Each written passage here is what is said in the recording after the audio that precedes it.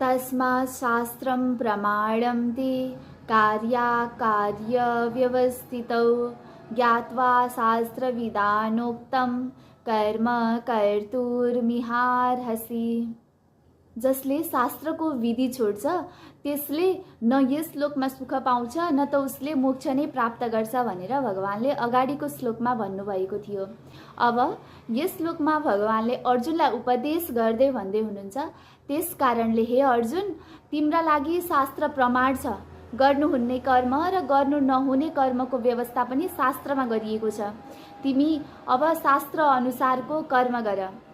ओम तत्सदिति श्रीमद्भगवद्गीतासु उपनिषत्सु ब्रह्म विद्यायां योगशास्त्रे श्रीकृष्ण अर्जुन संवादे दैवासुर सम्पद विभाग योगो नाम 16ओऽध्यायः। ओम त्यो परब्रह्म सत्य छ। यसरी श्रीमद्भगवद्गीताको उपनिषद रूप ब्रह्म विद्या योगशास्त्रमा श्रीकृष्ण र अर्जुनका संवादमा दैवासुर सम्पद विभाग योग नामक 16औं अध्याय सम्पन्न भयो। भगवानले 16औं अध्यायमा मानिसका दुई प्रकारका स्वभाव स्पष्ट गर्नुभएको छ, दैवी स्वभाव र आसुरी स्वभाव। त्यसैगरी भगवानले यहाँ दैवी गुणहरूका विषयमा पनि चर्चा गर्नुभएको छ र आसुरी मनोवृत्तिको पनि गहिरो चित्रण गर्नुभएको छ।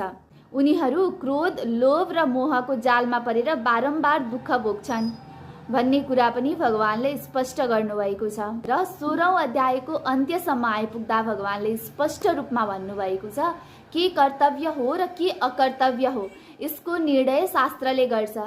त्यसैले हे अर्जुन, तिमीले पनि शास्त्रले भने अनुसार नै कर्म गर। यसैले जीवनलाई सुरक्षित बाटोमा लैजान्छ भनेर अति सुन्दर उपदेश दिनुभएको छ।